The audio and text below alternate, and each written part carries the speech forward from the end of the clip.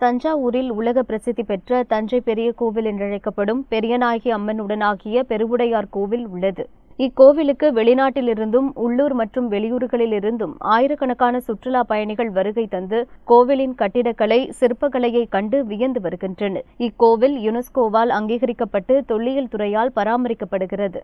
இந்நிலையில் கடந்த 2 நாட்களாக தஞ்சை பெரிய கோவிலில் உள்ள கல்வெட்டுகளை மாற்றி புதிதாக இந்தி மொழியில் கல்வெட்டுகள் வைக்கப்படுகிறது என்று சமூக வலைதளங்களில் தவறான தகவல் பரவி வருகிறது. இதுகுறித்து தஞ்சை தொல்லியல் ஆய்வாளர் மணிமாறன் கூறுகையில், ஹிந்தி மொழியில் கல்வெட்டுகள் என்பது தவறான தகவல், அது மராத்தி மொழி கல்வெட்டுகள் என்றார். 1990ஆம் ஆண்டே இந்த கல்வெட்டுகளை படியெடுத்து அதை புத்தகமாக அச்சிடப்பட்டு சரஸ்வதி மகால் நூலகம் மற்றும் தமிழ் பல்கலைக்கழகம் ஆகிய இடங்களில் வைக்கப்பட்டுள்ளது என்றும், சோழர்களுக்கு பின்னர் தஞ்சையை நாயக்கர்களும் அதைத் தொடர்ந்து மராட்டியர்களும் ஆட்சி புரிந்துள்ளனர் என்றும் கூறினார். மராட்டியர் காலத்தில் கோவிலின் முகப்பு பகுதி நுழைவு வாயிலும் தென்மேற்கு திருச்சுற்று மாளிகையில் மராத்தி எழுத்துக்களை கொண்டு கோவில் திருப்பணிகள் தொடர்பான கல்வெட்டுகளும் வைத்துள்ளனர். மராத்தியும் ஹிந்தியும் தேவநாகரி எனும் வரி வடிவ அமைப்பில் எழுதப்படுவதால் பார்ப்பதற்கு இரண்டும் ஒரே வடிவமாக தோன்றும் என தெரிவித்தார்.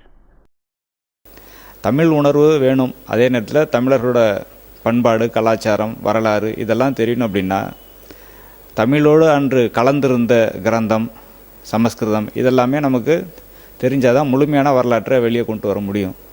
தஞ்சாவூர் பெரிய கோயிலை பொறுத்த வரைக்கும் சோழர்களுக்கு பிறகு பாண்டியர்களோட கட்டுமானங்களும் அந்த கோயில் இடம்பெற்றிருக்கு. அதன் பிறகு அந்த நாயக்க மன்னர்களோட கட்டுமானங்களும் அங்கே இடம்பெற்றிருக்கு. நாயக்கர் காலத்து ஓவியங்கள் கருவறையை சுற்றியுள்ள அந்த முதல் தளத்தில் இருந்து பின்னர் அதன் உள்ளே இருந்த சோழர் ஓவியம் கண்டெடுக்கப்பட்டது.